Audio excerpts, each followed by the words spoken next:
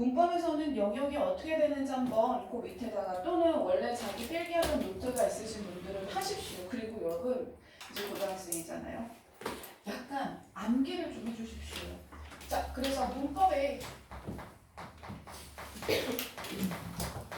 단위에 대해서 한번 정리를 하면은 니네가 뭐 비음화를 몰라, 유음화를 몰라 그런 개념이 아니라 커다란 단위. 아까처럼 설명하자면 거시적인 단위를 좀 볼 건데, 자, 여러분 문법의 가장 큰 단위는 문장이에요.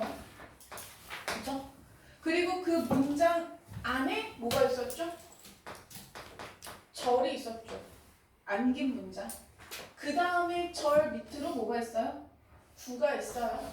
그런데 구는 스킵을 하도록 하겠습니다. 자, 구 안에 뭐가 있어요? 단어가 있어요. 그 단어 속에 뭐가 있어요? 형태소가 있어요. 자, 그리고 여기 영생고 간다고 쓰신 분들이 좀 있던데, 천천은 이런 전체적인 개념 물어봐요. 근데 영생은 단어가, 너 단어 배웠어? 너 단어 알아? 그럼 내가 문단을 줄 테니까 이 안에 단어가 몇 개 있는지 골라봐. 1번 10개, 2번 11개, 3번 12개, 4번 13개, 5번 14개. 하나 잘못 쓰면 끝입니다. 그렇게 해서 문항수가 많아. 천천은 이거 전체를 1번부터 5번으로 해가지고 한 문제 물어보는 거야. 시험 방향이 좀 다르지. 시험 스타일이 좀 다르지. 그치? 그러니까 아주 특징적인 학교 두 학교를 말하는 거야. 그럼 다른 학교들은요, 대평 같은 데는요, 그렇게 어렵지 않아요. 그냥 어렵지 않게 나오는 것 같아. 실수하면 안 돼. 연구도 마찬가지예요. 어렵지 않게 나와요. 실수하면 안 되는 거. 그럼 모의고사는요? 지금 보시다시피 전체적인 것 속에서 이제 개수를 고르는 문제가 나왔어요. 그렇죠? 모의고사에서도 개수 문제는 나올 수 있습니다. 그래서 누가 막 영생은 모의고사 스타일이 아니야 이렇게 말하는데 그렇지 않아요. 모의고사에도 개수 문제는 나오고 있어. 그럼 내가 기억만 가지고 설명을 좀 해볼 거야. 예시가 없으면은 이해가 어려우니까. 얘들아, 문장을 찾는 방법은 온점이나 아니면 물음표를 기준으로, 뭐 느낌표도 있겠다. 느낌표를 기준으로 개수를 찾아주는 거야. 그럼 대답 좀 해볼까? 기억 문장은 몇 개야? 한 개야. 그치? 기억은 한 개야. 오케이? 그 다음에 절을 가볼게. 절이라는 거는 니네 머릿속에 아직 남아있니? 뭐가 있지? 대등절이 있고, 그 다음에 종속적으로 이어진 문장, 종속절이 있고, 그 다음에 명사절이 있고, 그 다음에 관형절이 있고, 그 다음에 뭐 있었어? 부사절이 있고, 또 뭐 있었지? 서술절이 있고, 마지막 인용절이 있고. 절 있나 봐봐. 절 없어. 그치? 그러면 얘는 절의 개수는 제로다. 그 다음에 이제 구 스킵한다 그랬고, 자, 여기서부터 문제야. 단어. 그러면 단어는 어떻게 하냐? 아이고, 구 전에 단어를 해야 되는데, 자, 여러분. 단어 하시기 전에 이렇게 보세요. 여러분 헷갈리는 거. 단어 하시기 전에 이렇게 볼게요. 단어를 하시기 전에 뭘 체크해줘야 되냐면, 이 어절 체크를 좀 해줘야 되는데, 어절 밑으로 어절을 알아야 단어를 아는 거야. 그래서 학생들이 헷갈리는 게 어절과 단어의 개념인 것 같아. 그럼 우리 했던 것 같은데, 어절은 뭐야? 왜 이름이 어절이야? 맞아, 띄어쓰기 단위야. 얘는 띄어쓰기의 단위인 거야. 띄어쓰기의 단위다. 그럼 여러분, 띄어쓰기의 단위가 구체적으로 뭐였죠? 단어였죠. 단어는 뭐가 달라? 품사가 달라. 그치? 단어는 품사가 다르기 때문에 어떻게 해주는 거야? 띄어서 주는 거야. 맞아? 그리고 요 띄어쓰기 단위인 어절은 뭐라고 끝나지? 그래서 무슨 이렇게 끝났어. 그치? 그럼 저 기억 문장은 어절이 몇 개죠? 기억은 어절이 몇 개죠? 2개죠. 그쵸? 띄어쓰기를 몇 번 했어요? 한 번 해서 생긴 덩어리예요. 한 번 해서 생긴 덩어리가 2개인 거야. 그럼 밑에 있는 니은은 몇 개겠어? 3개. 그렇지. 자, 그러면 이렇게 어로 가고, 그 다음에 단어는, 그럼 단어가 헷갈려요. 어절은 아는데 단어가 헷갈려요. 자, 이 단어는요, 어절에서 조사를 나누는 거예요. 써볼게요. 어절에서 조사를 좀 나눠줘요. 어절에서 단위에서 조사를 나눠줘야 돼요. 어절 단위에서 조사를 나눠줘야 돼요. 한 끗 차이예요. 어절과 단어의 개수 차이는 조사의 카운트 융으로 나눠지는 거예요. 그러면은 저기 기억에서 볼게요. 기억 요거 구체적으로 쓸게요. 어절 나오면 어떻게 되죠? 맨손으로 뭐예요? 왔다죠. 그러면은 이 어절에서 다시 뭐 하라고요? 조사 나누라고요. 여기서 조사 보이는 거 뭐 있어요? 의로가 있죠. 그쵸? 의로가 있죠? 여러분 이거 혹시 이름까지 기억나요? 얘가 부사격 조사인데 오랜만에 또 부사격 조사. 여러분 고등학교 3학년 때까지 부사격 조사 어떻게 외우시면 된다? only that, to, from, by, with, like. 다시 한번 only that. 아는 사람들은 이제 입으로 할 수 있어. only that, to, from, by, with, like. 요런 해석, with, like까지 요런 것들로 해석할 수 있으면 돼. 그러면은 맨손으로 해서 의로는 뭘로 해석되는 거지? with 손이 될 수도 있고 아니면 by 손이 될 수도 있지. 그러면 이렇게 하면 뭐까지 되는지 알아? 얘가 도구의 부사격 조사라는 의미까지도 이해가 돼. 그래서 이제 2학년 3학년 되면 얘가 부사격 조사는 부사격 조사인데 어떤 유형의 부사격 조사야? 이런 식으로까지 물어봐. 그러면은 나눠볼까? 얘를 나눴더니 맨손으로 왔다. 따라서 기억의 단어의 개수는 몇 개가 되는 거야? 3개가 되는 거야. 자, 그 다음에 형태소 보아라. 그 다음에 형태소는 이 단어를 더 쪼개는 거야. 그치? 형태소는 단어보다 더 잘게 쪼개는 건데 우리 형태소는 어떻게 나눠줘야 되지? 어근 앞뒤로 짝꿍. 어근하고 붙는 애 누구였지? 접사였어. 어근과 접사. 그 다음에 체험 그리고 뭐야? 조사. 그 다음에 또 어간 어미. 이런 식으로 해서 짝꿍을 다 분석할 줄 아는 거. 이렇게. 그러면은 여기서 더 내려오면 되겠지. 자, 맨손으로 왔다 해서 맨손 플러스 으로 플러스 왔다야. 그럼 우리는 지금 단어를 가지고 더 쪼개면 돼. 단어에서 쪼개 내려올 거야. 자, 맨손 보세요. 맨손이라는 단어 더 쪼개질 수 있어요? 그렇죠. 어떻게 쪼개죠? 맨 플러스 손. 그래서 얘 이름은 접두사였어요. 얘는 접두사야.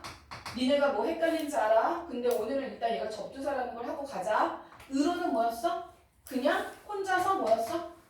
조사였어. 그치? 그럼 손은 뭐가 되는 거야? 접두사랑 붙어있으니까 얘는 뭐라고 해줘야 돼? 자, 접사는 누구랑 붙는 애야? 어근. 얘는 그래서 이때는 어근이라고 해줘야 되는 거야. 헷갈리지? 자, 그 다음에 왔다. 왔다를 펼쳐. 왔다 펼쳐. 오, 아, 다. 이렇게 펼쳐지는 거야. 그러면은 요 왔다는 오 왔다는 어떻게 되는 거야? 오가 뭐죠? 간. 어간은 누구랑 붙어야 돼? 어미랑 붙어야 돼. 그래서 얘 어미 뒤에 다시 어미. 그래서 형태소의 개수는 어떻게 되는 거야? 하나, 둘, 셋, 넷, 다섯, 여섯 개가 되는 거야. 자, 어디가 헷갈리는지 있어요. 분명히 있어요. 이해된 것 같지만 헷갈리는 부분이 있어요. 근데 지금은 막 섞어놓지 않고 일단 이게 가능한지 보는 거니까 할 건데 여러분 지금부터 뭘 하시냐면 자, 마구잡이라면은 각자의 시간이 좀 다르기 때문에 보세요. 문장은 다 똑같아. 그래서 문장은 다 똑같으니까 여기다가 개수를 좀 나눠 쓸 건데 자, 여기다가 문장은 다 똑같이 있으니까 뭐부터 할까? 절도 없어. 다 후문장이야. 그래서 어절의 개수, 단어의 개수, 그 다음에 형태소의 개수까지 지금 배운 대로 한번 나눠봐. 개수 세봐. 그래 여기서 바로 해야 다음 시간에 시험을 보더라도 그래도 기억력이 좀 가지. 틀리면 지워서 다시 하면 되니까.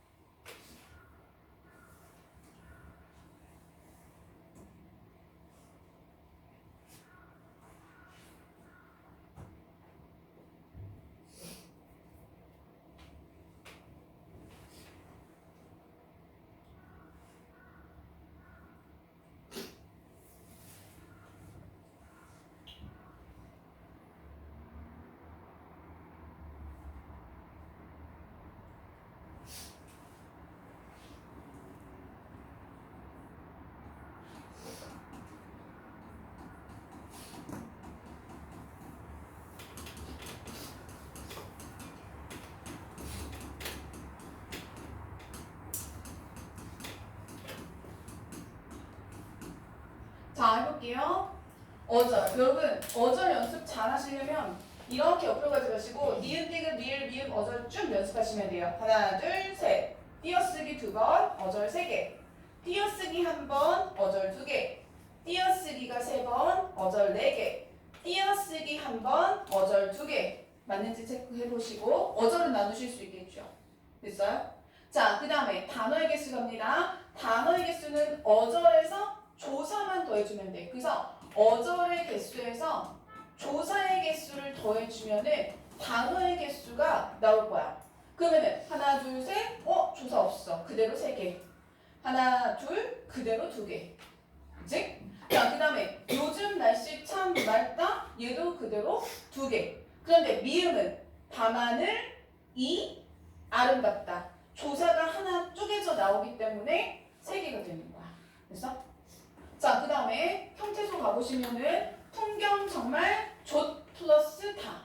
그죠? 여기 써놓은 거 기억하시고 풍경 정말 좋 플러스 다. 하나, 둘, 셋, 넷. 형태소의 개수 4개예요. 어간, 어미가 쪼개진 거예요.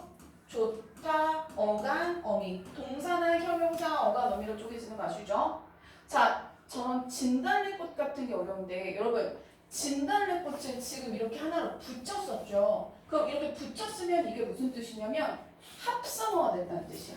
합성된 단어. 그럼 단어로는 한 개고 한 단어고 요 한 단어가 다시 어떻게 쪼개지는 거야?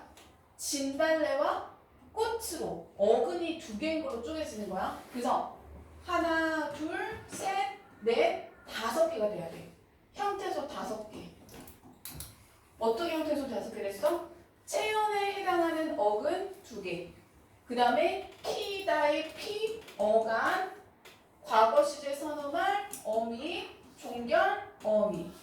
이렇게 해서 하나, 둘, 셋, 넷, 5. 자, 요즘 날씨 참까지는 괜찮은데 맑다. 하나, 둘, 셋, 넷, 5개. 자, 밤하늘이 아름답다. 여러분, 밤하늘이라는 단어를 보시면 이미 단어가 이렇게 3개로 쪼개졌고 이 단어를 보시면 얘는 밤과 하늘이 원래는 서로 다른 단어인데 어떻게 썼어요? 붙였었죠. 붙였었다는 건 무슨 뜻이라고요? 합성어가 돼서 합성어는 합성된 한 단어야. 그런데 이 단어를 구성하는 요소가 몇 개의 형태소야? 2개의 형태소가 되는 거야. 그래서 형태소는 2개. 얘도 조사 따로 형태소. 아름답. 여기까지가 뭐? 간. 그 다음에 다는 미. 그래서 개수 세볼까요? 하나, 둘, 셋, 넷, 5. 뱀 5개. 자, 근데 이 문제의 답은 단어의 개수를 다르게 묶으라고 했으니까 3개로만 묶인 거 잘 고르시면 됩니다. 단어의 개수가 같은 것끼리 묶인 것은 기억, 니은, 미음. 답은 2번이에요. 그죠? 채점을 하시는데 그게 중요하지 않아. 어절, 단어, 형태소 문제 똑바로 읽고 단어의 개수 구하는 건지 형태소의 개수 구하는 건지 이걸 잘 보시는 거야. 자, 그럼 12번은 할 거 다 했으니까 12번 올라가셔서 자, 다시 보세요. 얘는 문장 하나야. 어절의 개수 몇 개 보여? 하나, 둘, 셋, 넷. 단어의 개수 어떻게 보여? 단어의 개수 하나, 둘, 셋, 넷, 5, 6, 7. 단어의 개수 7입니다. 어제보다 비교를 나타내는 부사격 조사예요. 비교를 나타내는 부사격 조사입니다. 자, 그 다음에 나머지는 이제 형태소인데 여러분 여기서 새는 실질 형태소이면서 자립 형태소이다 라고 했는데 고1 시험지에서는 매년 만약에 형태소 문제가 나왔잖아? 그러면 기억을 해놓으면 편할 거고 기억 못하면 어쩔 수 없고 고1 시험지에서 만약에 형태소 파트가 나왔어. 그러면 물어보는 게 딱 2개야. 답이 여기서 결정돼. 접사 파악했는지 물어보는 거랑 어감 파악했는지 물어보는 거 요거 2개 중에 그 중에서 특히나 요 어간이 가지고 있는 특징 물어볼 텐데 어간은 독특하게 실질적 의미를 가지고 있는 실질 형태소이면서 혼자서는 쓸 수 없는 의존 형태소에 해당이 됩니다. 다른 애들은요. 어간을 뺀 다른 애들은 실질이면 무조건 자립이에요. 형식이면 무조건 의존이에요. 접사 같은 경우에는 접사는 무조건 의존 형식이에요. 무조건. 접사인지 아닌지만 알면 돼.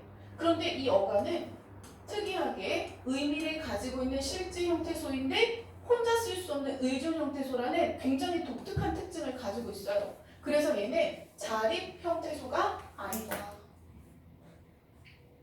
자, 그래서 이렇게 나오는 거고, 그 다음에 여기다가 가로치고 얘는 어미라서 그렇습니다. 그 다음에 보다가 의존 형태소인 이유는 얘가 조사라서 입니다. 자, 넘어가겠습니다.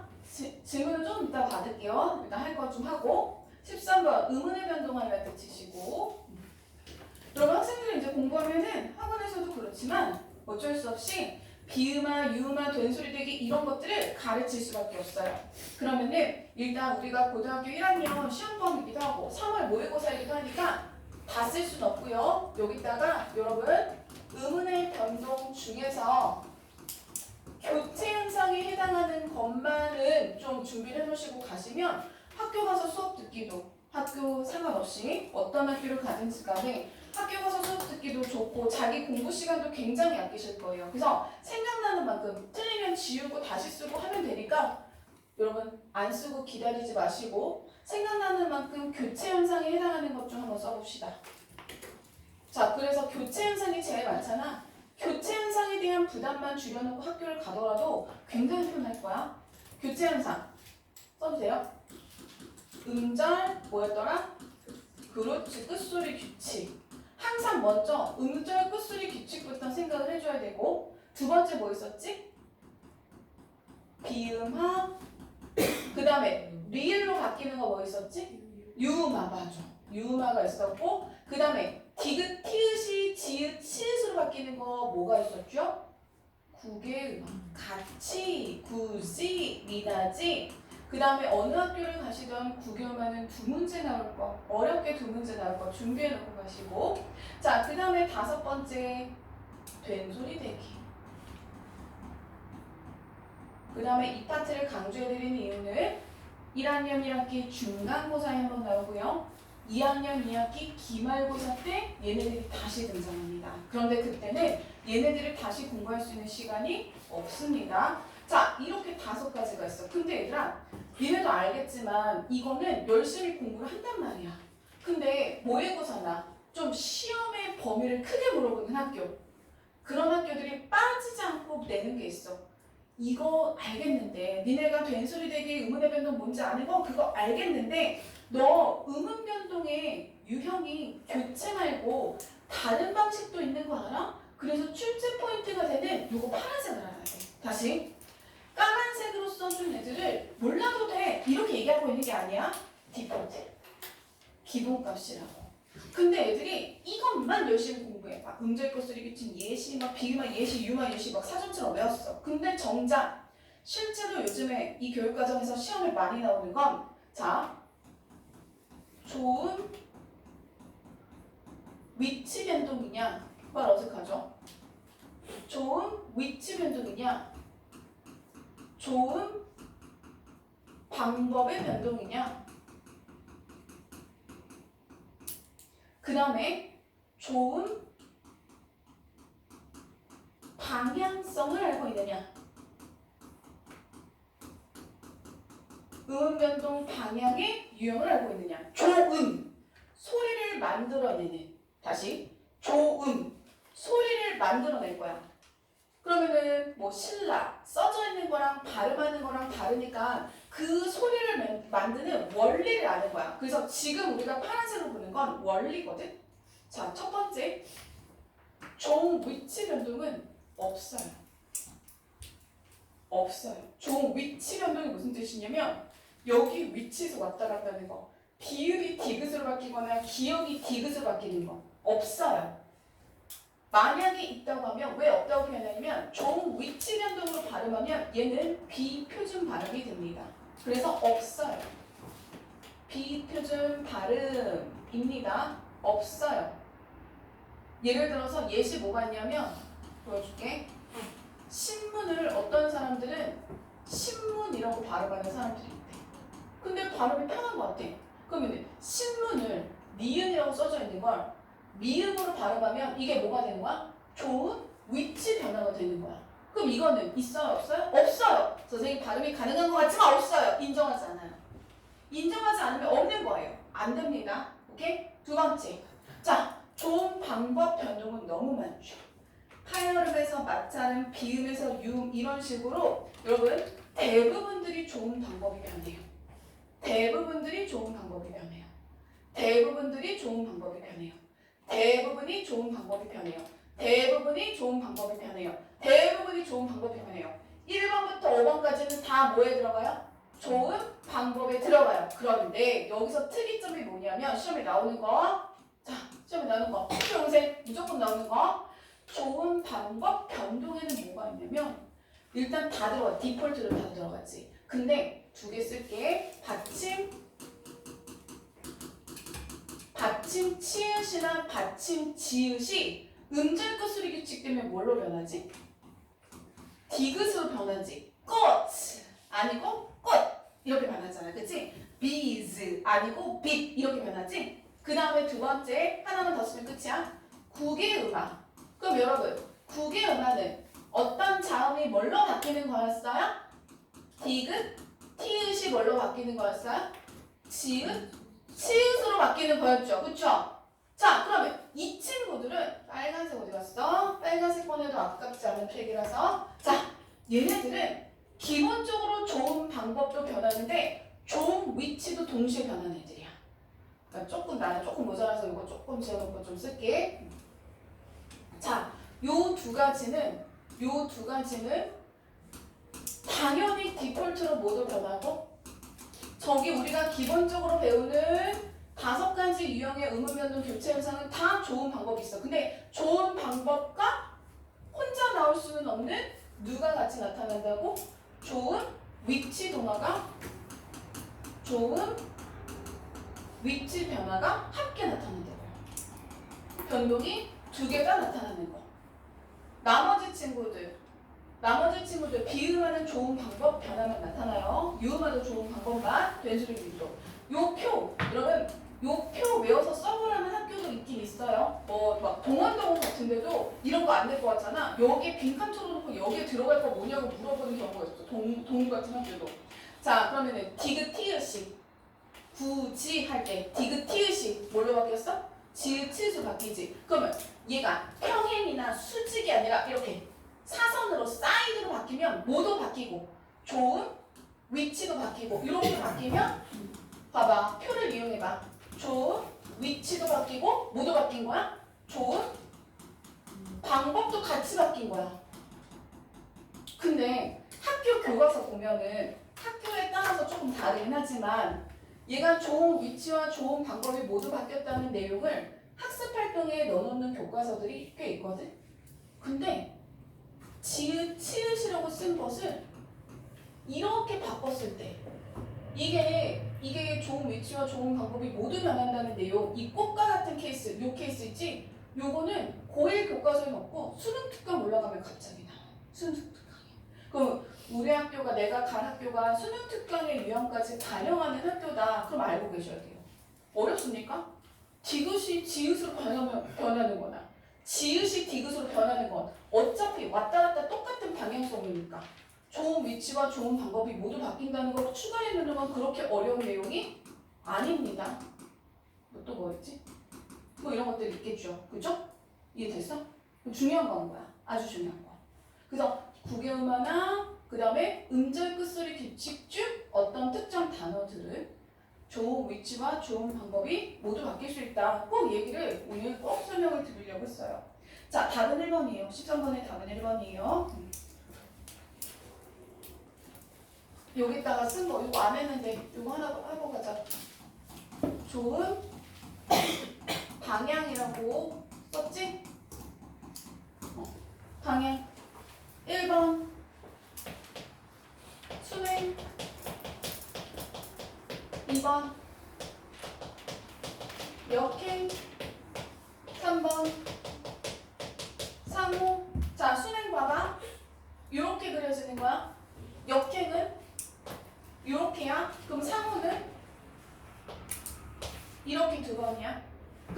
무슨 뜻인지 읽을 줄만 알면 돼. 순행은 앞에 게 원인이야. 앞에 것 때문에 뒤에서 결과가 나타나는 거야. 예를 들어 볼까? 뭐였지?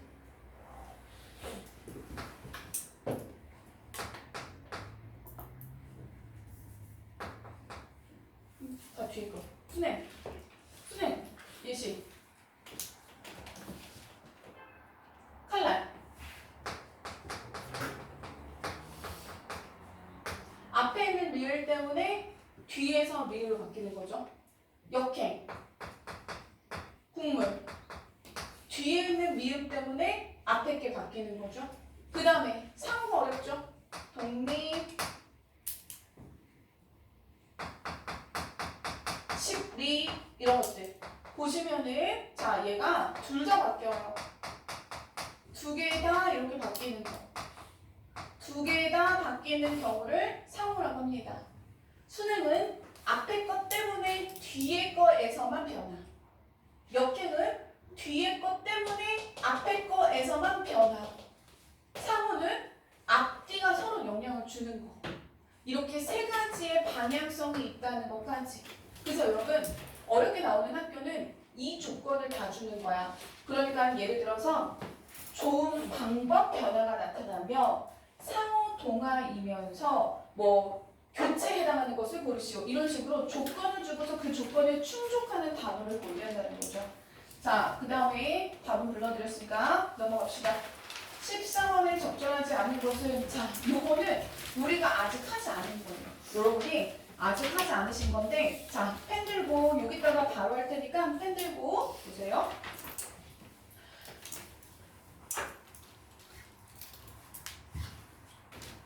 여러분 이런 사전형 문제가 나오면 전체적으로 문법적 이해를 하고 있는지를 물어볼 텐데 갑니다.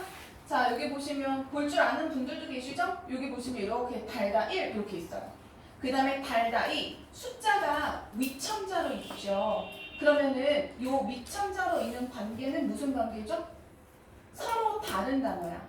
소리만 같을 뿐 동은 완전히 의미상 연결성이 없는 동은 이의어라고 하는 거야. 이해됐어?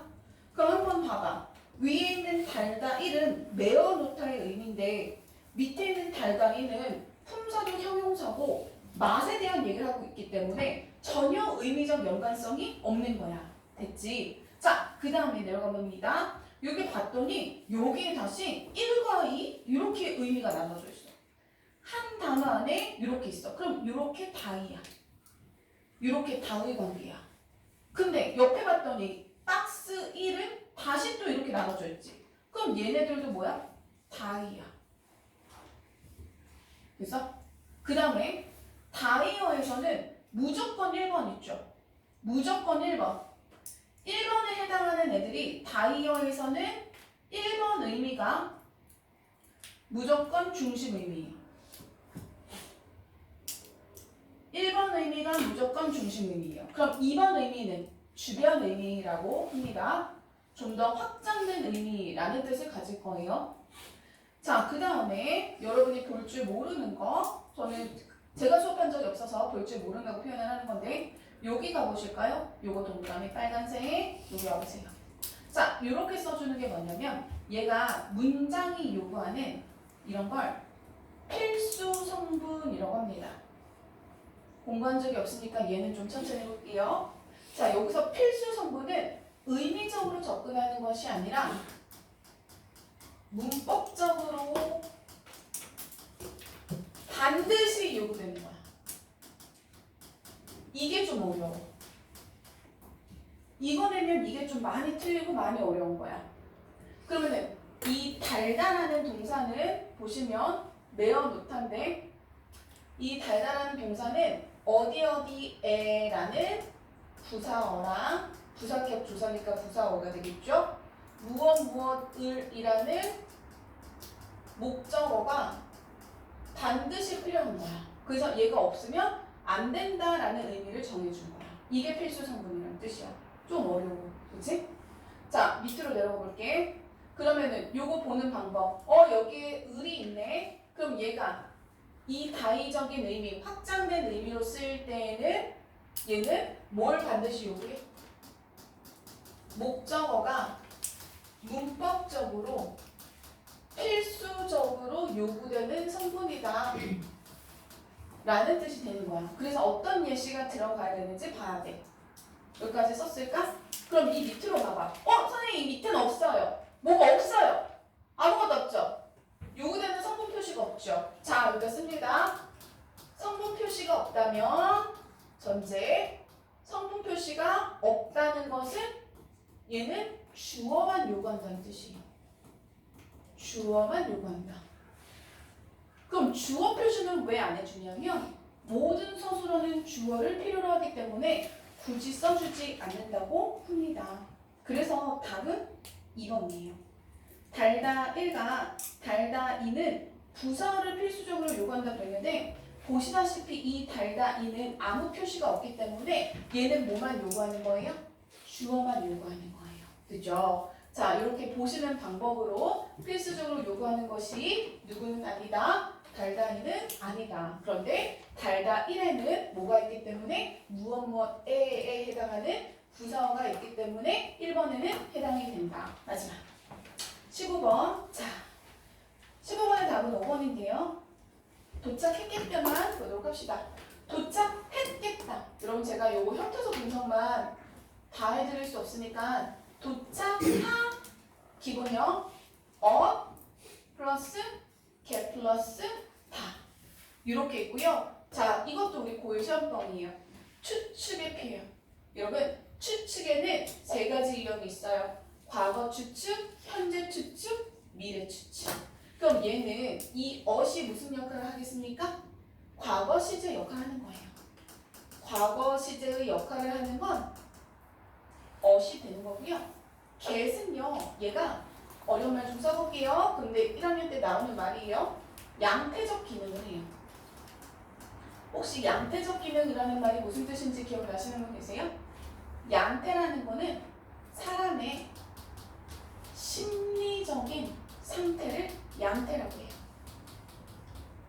그래서 이 양태에는 추측, 그 다음에 의지, 가능성, 그래서 우리가 추가의 뭐 보통 이렇게 말하는데 추측이나 의지나 가능성 같은 양태적 기능을 한다고 봐요. 야, 나 오늘부터 열심히 운동 좀 하겠다? 아, 나 안 되겠어. 너무 살쪘어. 나 이제 운동 좀 하겠다. 그러면 얘는 의지라는 양태적 기능을 한다는 거예요. 여러분 모의고사에 나오는 용어예요. 그리고 학년이 올라갔을 때 만나는 표현이 아니라 양태라는 말은 고1 때도 모의고사 및 내신에 나오는 표현이 있기 때문에 양태라는 말은 좀 기억을 해놓으실 필요가 있을 것 같아요. 그러면 5번이 틀린 이유는 추측이라는 양태적 기능은 하고 있지만 미래와 관련된 것이 아니라 과거에 대한 것을 말하는 거예요. 이미 도착을 한 사건에 대해서 추측하고 있는 거예요. 자, 일단 제 설명은 좀 끝났는데 여러분 11번부터 15번까지 살펴보시면서 필요한 질문 해주세요. 질문해야 돼요. 틀린 게 있으면 더 확인하셔야 돼요. 14번에 14번의 답은 2번이에요. 또? 다른 거 없을까? 15번에 할 거 없어? 예시에서 해야 될 거 없어?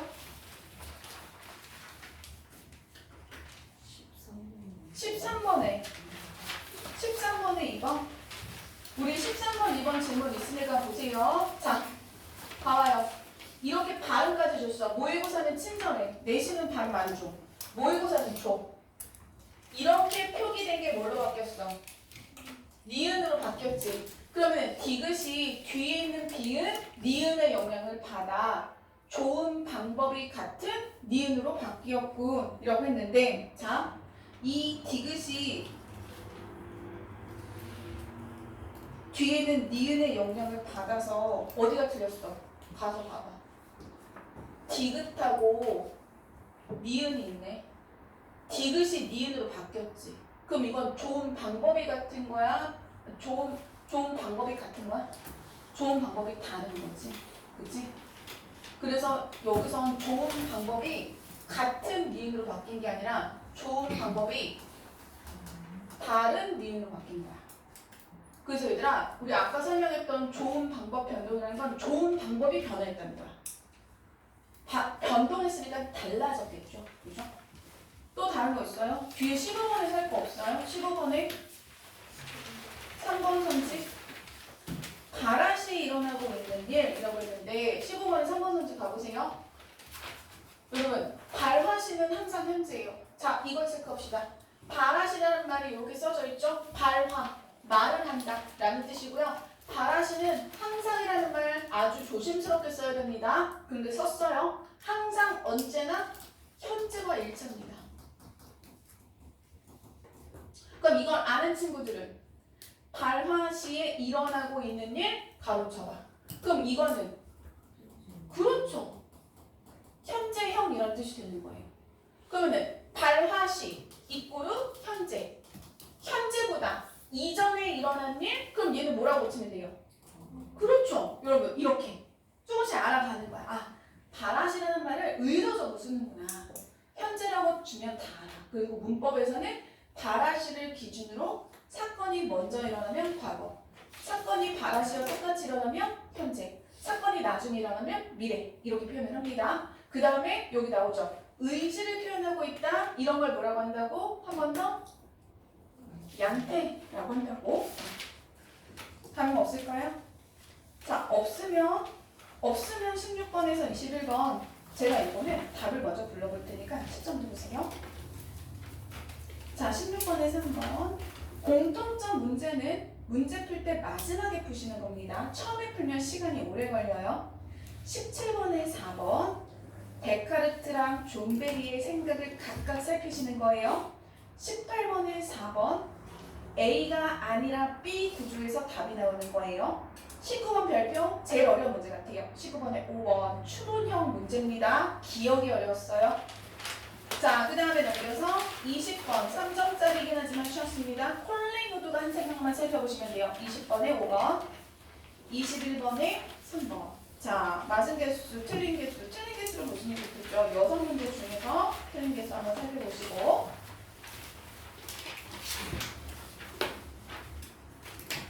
자, 틀리신 것들 있을 거라고 생각합니다. 자, 그래도 전체적으로 같이 좀 보도록 하겠습니다. 다시 한번 말씀드리지만 아까 거시독해 구조 쓴 거 어떤 게 나왔는지, 그 다음에 또 미시독해 구조 그 나오는데 여러분 문단 번호 붙이세요. 1, 2, 3, 4, 1, 2, 3, 4, 5. 자, 그 다음에 제 설명 먼저 들으시고 그 다음에 질문할 것들은 만약에 제가 해결해주지 못하면 체크하시면서 보셔야 됩니다. 자, 1문단 역사학은 사실을 가장 중요시하는 학문이지만 중세까지는 사실을 따지기보다는 교훈을 주는 것을 목적으로 하는 경우가 많았다. 그 때문에 뭐 나왔지? 인간.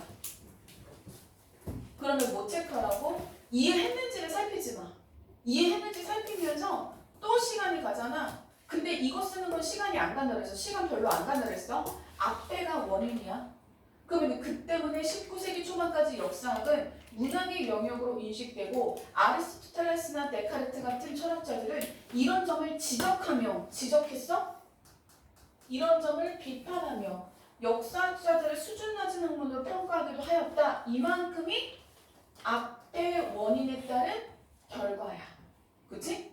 자, 그런데 결과를 읽었거든? 근데 결과 속에 뭐가 있어? 데카르트라는 박스친 철학자가 있네? 안 그래도 니네 사고방식을 선생님은 말로 하는 거야. 안 그래도 얘는 인문지문이라서 사람 나오면 그 사람 생각 파악해야 되는데 출제한 사람이 박스까지 쳐줬어. 그럼 데카르트 생각 한번 보고 가야 되겠지. 보시고 가세요. 데카르트 같은 철학자들은 이런 점을 지적하며, 그럼 이런 점이 무슨 점이에요? 역사학은 문학으로 인식되는 거. 그런 것을 지적하며 역사학을 수준 낮은 학문으로 평가하기도 하였다. 이거는 가치 절하 평가를 한 거야. 역사학을 수준 낮은 것으로 평가했대. 그래서 자, 그리고 일례로 데카르트는 주어가 데카르트네. 역사가가 과거 사실을 삭제하거나 생략하고 추가하여 기록하기 때문에 다시 사실을 삭제하거나 생략하고 추가하여 기록하기 때문에 앞에가 원인, 뒤가 결과. 역사는 결코 과학이 될 수 없다. 앞에 원인 파악하고 결과. 그러면은 요거 두 개를 합쳤더니 우연인지 모르지만 일단 17번에 4번 선지가 답인데 17번에 4번 선지 보시죠. 존베리는 아직 내가 모르겠어. 존베리 모르겠지만 넓게 펴놔. 그래서 시험지를 넓게 펴놓고 존베리는 모르겠지만 데카르트는 역사학을 편파했어. 편파라는 말은 뭐야? 욕했다고. 가치를 팍 맞췄다고. 그치? 그래서 폄하했다는 말의 근거는 어디가 되는 거고? 역사학을 수준 낮은 학문으로 평가했다라는 결과. 그 다음에 그렇게 평가한 이유는 뭐가 되는 거야? 역사는 과학이 될 수 없다. 두 가지를 합친 거야. 역사는 과학이 될 수 없다. 과학밖의 영역이다. 그렇기 때문에 가치가 낮은 학문 수준이 낮다라고 평가하다. 됐죠? 그리고 존베리는 이따 살펴보시면 될 것 같고, 자 이렇게 원인 결과 파악해야 되는 이유, 그 사람 이름 나오면 주목해야 된다. 이에 대응하여 동물. 여기에 대응하여. 그럼 여기에 대응한다는 건 뭐야? 데카르트와 같은 평가에 대응한 반응인 거야. 반응. 그럼 여러분 예상할 수 있는 반응 두 가지죠. 긍정적인 반응이거나 부정적인 반응이거나. 19세기 역사 연구의 방법으로 실증주의가 유행하였다. 여러분 우리 지금 인문 철학지문은 철학자나 철학 생각이 나오면 중요한 거. 근대 역사학의 아버지이자 실증주의의 대표학자인 랑케는 역사가 교훈을 주는 수단이 아닌 뭐 나왔어? A가 아니라 교훈을 주는 게 아니라 철저히 객관성에 기초하여 연구해야 할 대상이라고 주장하며 과학적인 학문으로서 역사학의 기초를 닦았다. 그러면 얘들아 여기서 대응, 이 반응은 뭐야?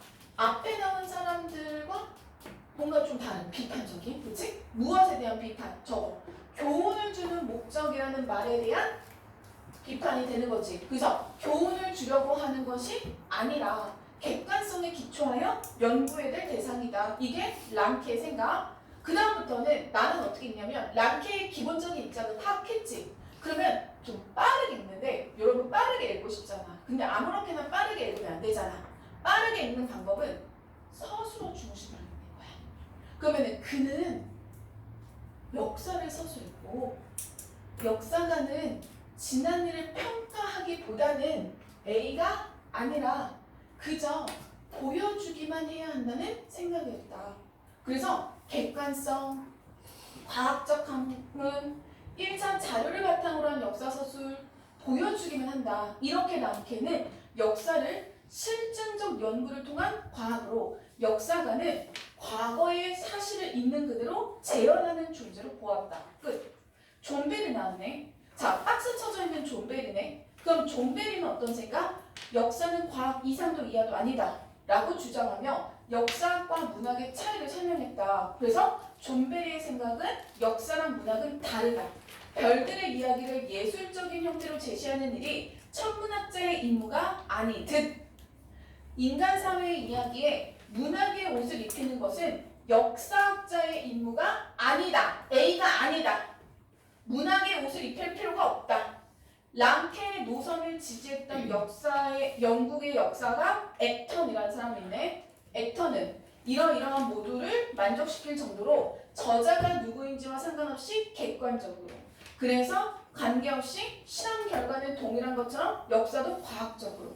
자, 그래서 여기서 이렇게 쭉 보면은 존벨이나 액턴 같은 사람은 누구의 입장을 계승하고 있는 거야? 위에 있었던 이런 거였죠?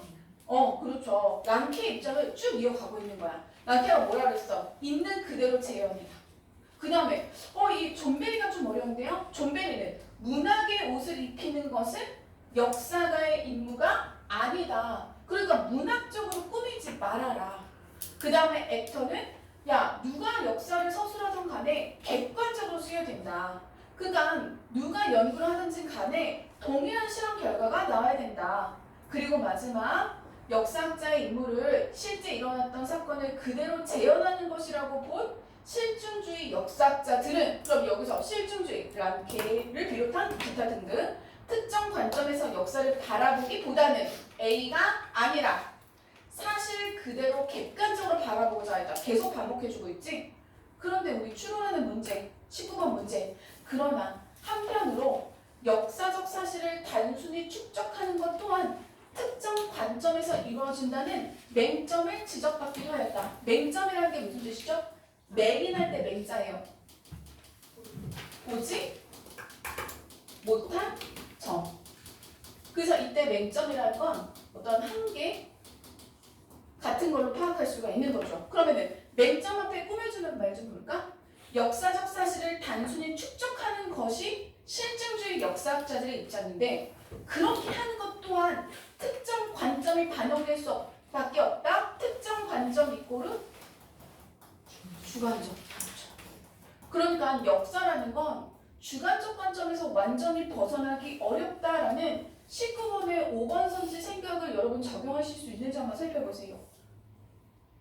그렇게 어렵지 않잖아요. 설명 듣고 나면 내가 이렇게 쉬운 걸 왜 틀렸지 하잖아요. 다시 관점이라는 말이 나오면 입장이고 입장이라는 건 사람마다 다르기 때문에 주관적인 거야. 알겠지? 그치? 누구누구의 관점, 누구누구의 관점이라고 붙어 나왔을 때를 말하는 거야. 자, 뒤로 가셔서 나중을 보시면 우리는 과거를 가치 있는 그대로 재구성할 수 있을까? 자, 뭐가 나왔어요? 지문의 첫 시작이 질문으로 나왔어요. 그러면 여러분이 대답하시는 거 아니야? 대답해 줄 거야. 대답 빨리 찾아. 아니, 불가능해. 주관적인 판단으로 인해서 있는 그대로 재구성하는 건 불가능해. 이미 존재하지 않는 과거가 우리에게 알려질 때 과거는 우리 이해 속으로 들어온다. 따라서 우리가 아는 과거는 현재적 관점에서 우리가 재구성한 것이나 다름없게 된다. 그래서 우리가 아는 과거, 역사는 현재 관점에서 우리가 재구성한 거. 이때 과거의 재구성은 과거의 재구성에 대해서 개념 정리해주고 있는 거고요. 얘들아, 우리는 있는 그대로 재구성할 수 없어. 과거는 우리의 현재적인 관점에서 우리가 재구성한 거야. 그러니까 여기에는 우리의 관점이 반영되어 있어. 참! 내가 재구성을 설명해주지 않았네? 재구성은 여러 사실 가운데 일정 부분을 선택하는 과정이야. 이러한 선택은 주관적인 판단에 따를 수밖에 없어. 그러니까 재구성한다는 건 선택이 들어가니까 있는 그대로 객관적일 수가 없는 거야. 역사적 사실이란 순수한 형태로 존재할 수 없고 안 되고 과거의 사실을 기록하는 역사가의 마음이나 사상에 따라 달리 해석된다는 것이 주관주의 역사학자들의 견해야. 그리고 그것을 설명하는 대표적인 사람이 딜타이야. 역사는 이해되는 것이라고 주장했어. 그리고 그 사람은 학문과 이렇게 구분하고 정신과학인 역사학은 역지사지의 방식으로 이해하는 것이라는 걸 강조했어. 그리고 이런 딜타이의 방식은 고찰 방식은 이렇게 이어졌어. 계승되었어. 그래서 크로체나 컬링우드 중에 누가 나오겠네? 자, 둘 다 나오네. 크로체는 어떻게 계승했냐면 역사는 책이나 기록 문서에 포함되어 있는 것이 아니라 감나왔다. 역사는 책이나 기록 문서에 포함되어 있는 것이 아니라 역사가가 해석하고 역사적인 사건과 관련돼서 행위자의 감정을 상상 속에서 이해할 때 역사가 되는 것이라고 보았어. 그렇기 때문에 18번에 4번 선지 보세요. 18번에 4번 선지. 나는 18번에 4번 선지 근거를 여기서 찾았어야 하실 수 있는지. 자, 책이나 문서가 아닌 여기까지 맞아요. 그렇죠? 그런데 사건을 연대순으로 적은 기록을 통해 여기가 틀렸거든요.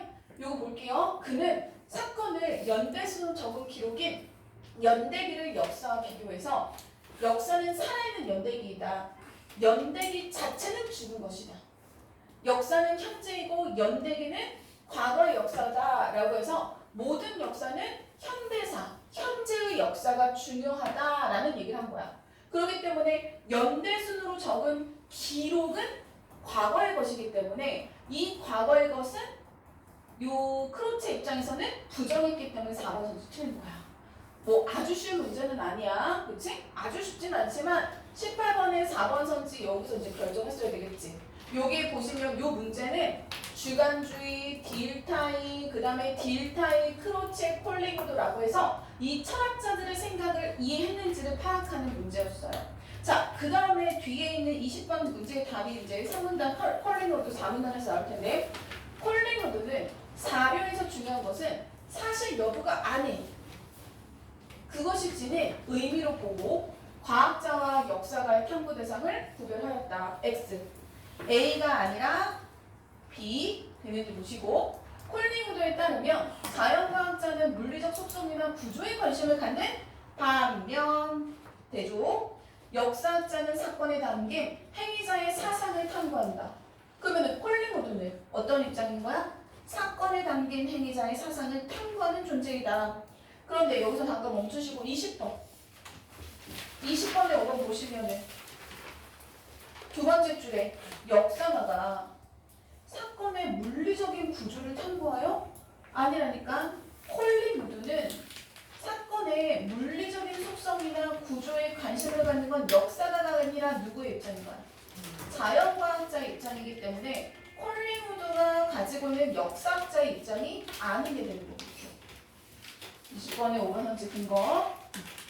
자, 이렇게 의도, 목적, 사고에서 전개되고 정신적 행위를 사상적으로 재현하는 추체형의 인식을 통해서 재구성되는 것이다. 여러분, 추체형, 추상적인 체험. 체험이라는 건 내가 직접 하는 건데, 요 추체험은 어떤 상상 속에서의 체험을 말하는 거야. 대리만족. 제가 설명해드릴 수 있는 이유는 비문학에 굉장히 빈번하게 나오는 단어이기 때문이에요. 자, 그래서 주관주의 역사학자들은 이런 것들을 강조하고 실증주의의 한계를 극복하자 했다. 하지만 이렇게 하는 것이 타당한 역사가인지 너무 지나치게 주관을 강조하는 것은 아닌지, 그래서 어떤 위헌성, 보편적 진리의 존재를 부정할 수 있는 위험성이 있다는 비판. 그래서 이 니은에 대한 해석하는 거 19번의 5번 선지 확인하시면 될 것 같아요. 자, 그래서 16번 다시 문제 보세요. 특정 관점. 가에서는 상대적으로 객관적이고 실증주의적인 역사학자들의 주장, 나에서는 주관주의 역사학자들의 주장을 제시하고 이에 대해서 평가가 각 마지막 문단에 나오고 있습니다. 17번에 아까 우리 데카르트 봤는데 존 베리 같은 사람은 역사란 과학, 그 이상도 이하도 아니다. 그래서 역사 이꼬르 과학 이렇게 평가한 사람이죠. 그래서 역사는 과학과 같이 객관적이다. 이렇게 봤다면 데카르트는 역사는 과학보다는 가치가 덜하다. 폄하인 것이고. 자, 18번은 아까 했으니까 됐고 19번은 설명했고 20번은 너무 고귀하고 연결시키는 거에 이렇게 집중하시기보다는 얘는 이제 각각 랑케, 액턴, 크로체, 주관주의, 콜링우드 이런 사람들의 생각을 강조하고 있는 거고 21번의 C, 대비하였다가 안 되는 이유는 여러분 C가 무슨 어떤 의미로 해석되는지 보세요. 주관에 따른다. 선택은 주관에 따른다. 이기 때문에 이게 따른다가 대비. 대비는 차이점이거든요. 그렇죠? 그래서 이렇게 이해가 되기가 어렵겠죠. 자, 그래서 21번까지 보셨고 질문 받겠습니다. 다른 선지했는데 근거 못 찾는 거 있으면 난 확신해가지고 이 선지를 했어 하는 거 있으면 얘기하세요. 그 다음에 6개 중에 몇 개 맞았는지 체크하시고. 있어요? 없나요? 자, 여러분 22번부터 25번 7분 이런 거 써볼까요? 7분 22부터 25 7분. 자, 26부터 30 하나 둘셋넷 5개인데 얘는 조금 어려우니까 10분 씁시다. 10분. 자, 31부터 33 5분 5분입니다. 5분.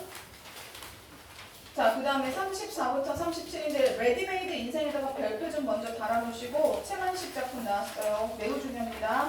자, 8분 8분 뒤에 홍길동전 6분 6분 이하로 해주셔야 돼요. 6분 지나면 그냥 틀린 거야. 자, 그 다음에 이 41부터 45인데 여러분 되게 중요한 작품. 시집살이 노래도 중요하고 김혜란의 이 수표도 매우 중요합니다. 얘는 9분에서 10분, 10분 써도 될 것 같아요. 10분 쓰시고 담아주세요. 10분 쓰시고 담아주는 걸로.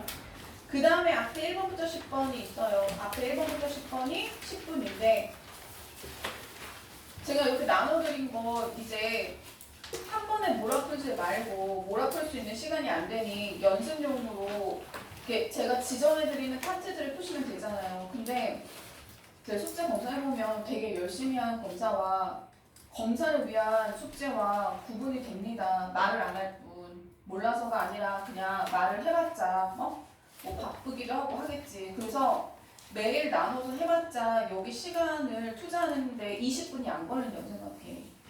그러니 20분 숙제한다고 생각을 하고 앉았을 때는 정말 학원에서 하는 것처럼 누가 감시한다고 생각하고 해야 돼.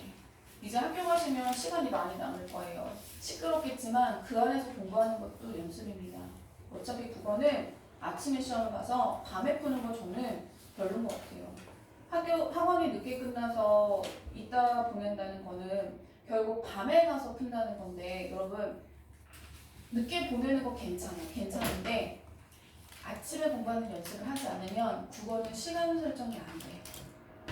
지금부터 이제 선배들이 고생했던 지점을 너희들은 하지 않기 위해서 이제 그런 얘기도 할 건데 일단 당부드리고 싶은 건 웬만하면 학교 가서 오전 시간에 15분에서 20분 집중해서 열심히 풀어놔요. 알겠지? 그래서 그렇게 하고 그 다음에 제가 숙제는 다시 매일 아침에 올리는 거 보시면서 하시면 되고 이따 저녁에 요일별로 나눠서 보내드릴게요. 참고하시면 될 것 같고 두 번째 자 문법 프린트 받으셨어요. 문법 프린트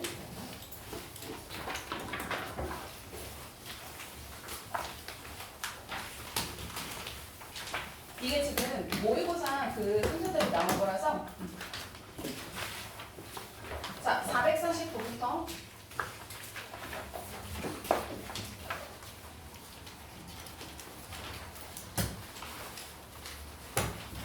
그 463번 있죠? 네.